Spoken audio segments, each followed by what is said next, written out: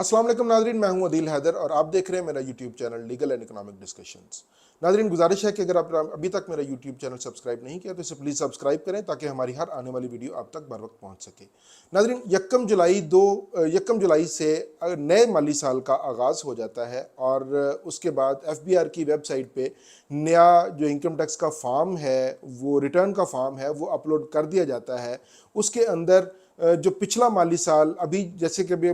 यकम जुलाई ये जुलाई के 2023 के साल के अंदर है और इसमें जो रिटर्न फाइल करनी होगी वो पिछले माली साल की जिसके जो आमदन और अखराजात है उसका तखमीना लगाना है और वो उसका एक कैलकुलेशन करके तो वहाँ पे जो फॉर्म दिया गया है उस फॉर्म के अंदर उन फिगर्स को पुट कर दिया जाता है और वो रिटर्न फाइल कर दी जाती है ऑनलाइन। अब वो पिछला माली साल क्या है, वो कहाँ से शुरू होता है, उसका हम आपको बता देते हैं। यकम जुलाई 2022 से 30 जून 2023 तक आपने जितनी भी आमदन कमाई है या आपके जितने भी अखराजात हुए हैं उसका तखमीना लगा के आपने और वो इनकम टैक्स की रिटर्न के अंदर आपने कैलकुलेशन करके वहाँ पे उसको फिल करना है, उसको वो फिगर्स वहाँ पे जो भी आपकी फिगर्स आएंगी वो वहाँ पे पुट करनी है। अब जो जो इनकम टैक्स ऑर्डिनेंस का जो सेक्शन आपको ये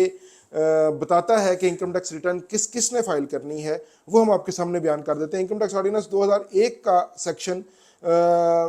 114 ये हमें बताता है कि किस किस बंदे ने किस किस बंदे को रिटर्न फाइल करना ज़रूरी है। नंबर 1 उसके अंदर आता है जिसके पास 500 स्क्वायर यार्ड का घर या उसका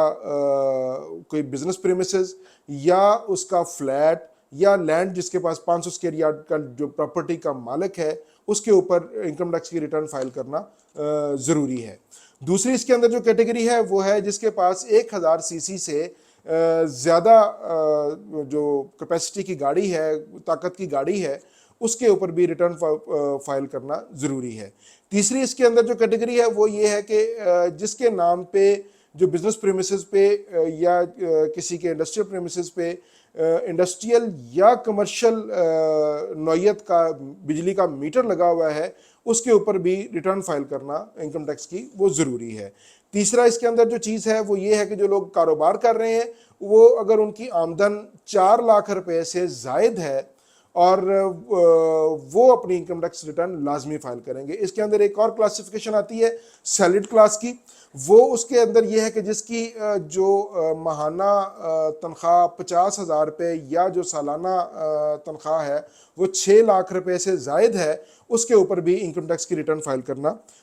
ज़रूरी है। इसके अलावा एक और इसके अंदर सेक्शन है 115 जिसका स्कोप काफ़ी हद तक कम कर दिया गया है। वो ये था कि जिनकी इंपोर्ट लेवल पे जो टैक्स कट जाता है वो अपनी रिटर्न का वो बेसिकली स्टेटमेंट है, वो स्टेटमेंट फाइल करते हैं, मगर उसका स्कोप अब थोड़ा सा कम कर दिया गया है। उसके अंदर ये है कि जो बेवा है और वो अपनी इनकम टैक्स की रिटर्न फाइल करना चाहती है तो वो 115 की रिटर्न फाइल करेगी। 25 साल की उम्र से कम अगर कोई यतीम है और अगर उसकी रिटर्न काबिले जो टैक्स आमदन है वो उसकी रिटर्न फाइल करना चाहेंगे तो वो 115 की स्टेटमेंट फाइल करेंगे। और इसके अलावा जो माजूर लोग हैं वो अपनी 115 के तहत अपनी स्टेटमेंट फाइल करेंगे। इसके अलावा एक और इसके अंदर कैटेगरी है वो नॉन रेजिडेंट बंदा जिसकी पाकिस्तान के अंदर कोई प्रॉपर्टी है, जैसे कि हमने आपको भी बताया कि 500 स्क्वायर यार्ड से ज़ायद प्रॉपर्टी जिसकी है वो या वो ऑन करता है या वो उसने रेंटल उसकी रेंट पे दी हुई है तो वो अपनी नॉन रेजिडेंट जो है वो भी 115 के तहत अपनी इनकम टैक्स की रिटर्न फाइल करेगा। इसके अंदर एक और चीज़ भी आ जाती है जो वेल्थ स्टेटमेंट है, अपने असासाजात की तफसील, वो इनकम टैक्स ऑर्डिनेंस का सेक्शन 116 है जो हमें ये बताता है कि आपने अपने असासाजात की तफसील भी अपने इनकम टैक्स की रिटर्न के साथ लाजमी फाइल करनी है, मैंडेटरी है वो। उसके अंदर आपके तमाम असासाजात जिसके अंदर मूवेबल इमूवेबल प्रॉपर्टी आती है आपकी, वो उसके अंदर आपने दर्ज करने हैं। और इसके अलावा जो अखराजात हैं वो भी उसी के अंदर जो आपके पर्सनल एक्सपेंसेस हैं, जो आपकी इनकम जो आप कमा के आए हैं और जो एक्सपेंसेस बिजनेस एक्सपेंसेस का अखराजात करके आए हैं वो ख़त्म करने के बाद जो आपकी नेट इनकम आई है उसके बाद जो आपने वेल्थ स्टेटमेंट में जिसको आप लेके जा रहे हैं उसके अंदर से आपने अपने पर्सनल एक्सपेंसेस जैसे घर के बिजली के बिल, बच्चों के अखराजात हैं, जो तालीम के अखराजात हैं, या जो कोई दूसरी एक्टिविटीज़ हैं कोई जो आपने पूरे साल के दौरान की हैं, वो अखराजात आपने उस आमदन में से मिन्हा कर देने हैं, लेस कर देने हैं, और जो आपकी नेट वर्थ आएगी वो उसको उसके अंदर जो ऐड हो जाएगी। इसके अंदर एक और चीज़ आती है नाज़रीन, 116A एक सेक्शन है जो नॉन रेजिडेंट्स हैं, सॉरी जो रेजिडेंट्स हैं और जिनकी फॉरेन इनकम जो है वो $10,000 से एक साल के दौरान $10,000 से ज़ायद है, या जिनकी बैरून मुल्क कोई बैंक अकाउंट है या कोई उनकी प्रॉपर्टी है, वो अपनी इनकम टैक्स की रिटर्न के साथ 116A की एक स्टेटमेंट फाइल करेंगे जो कि उनके लिए मैंडेटरी है। नाज़रीन, इसमें आपको एक और चीज़ बता दें कि जो फिस्कल ईयर है वो कहाँ से शुरू होता है और कहाँ पे ख़त्म होता है, ये एक बड़ी कन्फ्यूजन पाई जाती है। लोग अक्सर यही समझते हैं कि जो कैलेंडर ईयर है 1 जनवरी से स्टार्ट होता है और 31 दिसंबर पे ख़त्म होता है। ये लोगों के दरमियान एक कन्फ्यूजन है, मगर फिस्कल ईयर जो है वो 1 जुलाई से शुरू होता है और अगले साल 30 जून पे ख़त्म हो जाता है। जैसे अभी ये इनकम टैक्स की रिटर्न 2023 की जो फाइल होगी, सबमिट होगी, उसके अंदर जो फिस्कल ईयर फाइनेंशियल पीरियड जो फॉल करेगा वो 1 जुलाई 2022 से 30 जून 2023 तक का जो पीरियड होगा, वो 2023 की जो रिटर्न है उसके अंदर वो जो भी आपने अखराजात किए हैं, जो इनकम कमाई है, वो उसके अंदर फाल करेंगे। अब एक और चीज़ जो बहुत ज़रूरी है, जिसके अंदर बहुत सारे लोग, क्योंकि बीइंग अ टैक्स कंसल्टेंट हमें इन चीज़ों की जो है ना वो फेस करनी पड़ती हैं, जो क्वेश्चंस हैं वो हमें जवाब उनके देने पड़ते हैं। तो मैंने ये सोचा कि इसका एक कम्प्रीहेंसिव जवाब, इसका एक यूट्यूब पे वीलॉग बना के रख दिया जाए, ताकि बहुत सारे लोग इसको सुनेंगे और बहुत सारे लोगों को इस चीज़ की इंफॉर्मेशन होगी। उसके अंदर इसको हम 2 कैटेगरीज में डिवाइड करेंगे। एक तो बिजनेस क्लास है, उसमें जो जो चीज़ें इनकम टैक्स की रिटर्न फाइल करने के लिए ज़रूरी हैं, वो सबसे पहले उसके जो बिज़नेस की और अपनी पर्सनल बैंक स्टेटमेंट्स हैं, वो फिस्कल पीरियड जिसको हम अभी एक्सप्लेन कर चुके हैं, उसकी बैंक स्टेटमेंट्स अपने बिज़नेस की और अपने पर्सनल जो बैंक अकाउंट्स हैं उन तमाम की बैंक स्टेटमेंट्स चाहिए होती हैं। उसका जो बिज़नेस एड्रेस है, अगर वो रेंट पे है तो उसकी रेंटल जो वो पे करता है हर महीने, वो उसके लिए चाहिए होती है। और जो उसके जो बिज़नेस प्रेमिसेस है उसके ऊपर जो कमर्शियल मीटर लगा हुआ है, उसके ऊपर उसका इनकम टैक्स भी विदहेल्ड किया जाता है। वो उसका जुलाई का बिल जो होता है उसके अंदर तमाम साल की डिटेल भी आ जाती है, और उसके अंदर जितने साल का आपने वो पूरे साल का टैक्स जो डिडक्ट हुआ है उसकी डिटेल भी आ जाती है। तो सिर्फ 12 बिल इकट्ठे करने की बजाय अगर सिर्फ 1 जुलाई का बिल इकट्ठा ले लिया जाए तो वो काफ़ी है। इसके अलावा जो इसके अंदर एक और चीज़ ज़रूरी है वो ये है कि आपके जो मोबाइल्स पे या जो इंटरनेट पे या जो आपके क्रेडिट कार्ड पे या जो आपकी फॉरेन पेमेंट्स आपने की हैं बच्चों के एजुकेशनल एक्सपेंसेस पे, वो उसके ऊपर जो टैक्स कटा होता है उसकी जो डिटेल है वो लेना ज़रूरी है इसके अंदर, ताकि वो आपका जितना भी आप टैक्स अदा कर चुके हैं वो उसके अंदर एडजस्ट किया जा सके। इसके अलावा जो लोग सप्लाईज जो देते हैं या जो लोग चीज़ें किसी कॉर्पोरेट अदारे को या किसी जो विदहोल्डिंग एजेंट है उसको देते हैं, बेचते हैं, तो वो आपका टैक्स डिडक्ट करता है एक मखसूस रेशो से, जो कि मुख्तलिफ हैं मुख्तलिफ कामों के लिए। वो उसका सर्टिफिकेट उससे आपने जो CPR जिसे कहते हैं वो आपने उसे लेनी है, या साल के अंदर एक सर्टिफिकेट वो बना के देगा अलॉन्ग विद द CPRs, जितनी भी उसने आपने सप्लाईज की हैं, जितनी भी आपको पेमेंट्स हुई हैं, उसके ऊपर जो टैक्स कटा हुआ है उसकी जो आपने CPRs हैं वो आपकी लेना ज़रूरी है, ताकि वो आपकी इनकम टैक्स की रिटर्न में शामिल की जाए। और अगर वो नहीं शामिल करेंगे तो वो एक कंसीलमेंट के ज़िम्रे में आ जाएगा। इसके अलावा जो आपका इसके अलावा जो लोग कमीशन पे काम करते हैं, जैसे मसलन फ़र्ज़ किया कि जैज़ कैश के, इजी पैसा के एजेंट्स हैं, या इसके अलावा और बहुत सारे लोग हैं जो कमीशन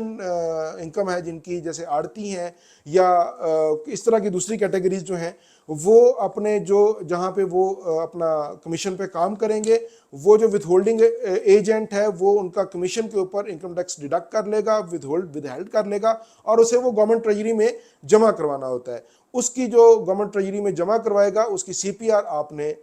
लेनी है। और जो आपका, जो लोग जैज़ कैश का या इजी पैसा का अकाउंट भी अपने मोबाइल्स में मेंटेन कर रहे हैं, उसकी भी 1 साल की जो फिस्कल ईयर है उसकी भी स्टेटमेंट आप लेना उसके लिए ज़रूरी है। इसके अलावा अगर आप इंश्योरेंस ली है आपने, या आपकी कंटिन्यू है और आप उसका प्रीमियम पे कर रहे हैं, तो उसका जो प्रीमियम का एक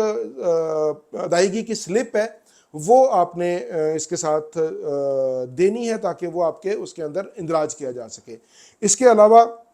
जो आपके पर्सनल एक्सपेंसेस हैं, जैसे कि अभी हमने बताया कि जो घर के अखराजात हैं, जो रहने सहने के एजुकेशनल एक्सपेंसेस हैं, या जो इसके अलावा बिजली के बिल आप घर के देते हैं, टेलीफोन के बिल देते हैं, वो गैस के बिल हैं या पानी का बिल है, या इसके अलावा जो भी आपके पर्सनल एक्सपेंसेस हैं, जो आपकी पर्सनल एक्टिविटीज़ हैं, कोई अगर फंक्शन होता है तो वो उसके भी अखराजात की तफसील इसके अंदर आपको देना ज़रूरी है। इसके बाद दूसरा जो सेगमेंट आ जाता है, या दूसरी जो क्लासिफिकेशन है, वो है सैलरीड क्लास। उसके अंदर जो सबसे अहम चीज़ है वो ये कि आपने अपनी जो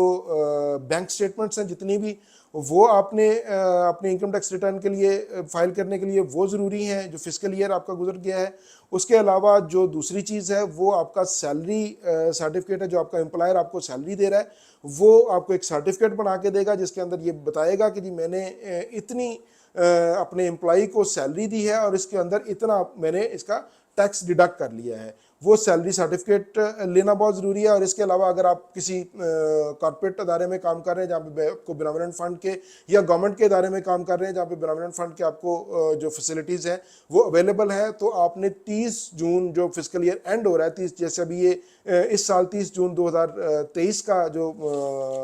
आपका बेनेवोलेंट फंड का जो बैलेंस होगा वो आपको लेना ज़रूरी होगा। इसके अलावा जो क्रेडिट कार्ड का हम आपको बता चुके हैं, यूटिलिटी बिल्स का भी बता चुके हैं। इसके अलावा जो सेविंग अकाउंट्स पे आपके जो प्रॉफिट की डिडक्शन होती है, वो प्रॉफिट और उसके ऊपर जो टैक्स की रिडक्शन होती है उसका सर्टिफिकेट लेना ज़रूरी है। इसके अलावा जिन लोगों के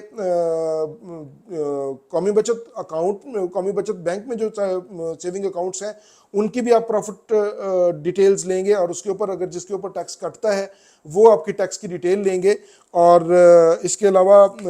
ये हम बता चुके हैं कि क्रेडिट कार्ड पे जो, या जो बैरून मुल्क आपने अदायगियाँ की हैं उसके ऊपर भी टैक्स कटता है, उसकी डिटेल और उसके टैक्स की डिटेल आपके लेनी ज़रूरी है। इसके अलावा एक और चीज़ है नाजरीन, वो है कि बहुत सारे लोग, जो हमारे एक सोशल कल्चर है कमेटी का, कि बहुत सारे लोग कमेटियाँ भी डालते हैं, उसका जब उनकी कमेटी निकल आती है तो वो उनके लिए एक उसको एडजस्ट करना अपनी वेल्थ स्टेटमेंट में, वो एक वबाले जान होता है, क्योंकि वो एक हैवी अमाउंट होती है और उसको उसके अंदर एडजस्ट करें तो वो रिकनसाइल नहीं होती। उसका एक बेहतरीन हल है, वो ये कि जिस तरह आप अपना एक इंश्योरेंस पॉलिसी लेते हैं और उसकी आप किस्तें हर साल देते हैं, उसके प्रीमियम हर साल पे करते हैं, तो इसी तरह जो कमेटी है उसका जो अदायगी होती है, जो उसकी किस्त जाती है, इंस्टॉलमेंट जाती है, वो हर महीने जाती है। तो आप उसको अपनी वेल्थ स्टेटमेंट में मेंशन कर देंगे कि जी इतने की मैंने कमेटी जो है ना वो डाली है, और उसकी जो भी आप सालाना उसकी कमेटी की अदायगी करेंगे तो वो आप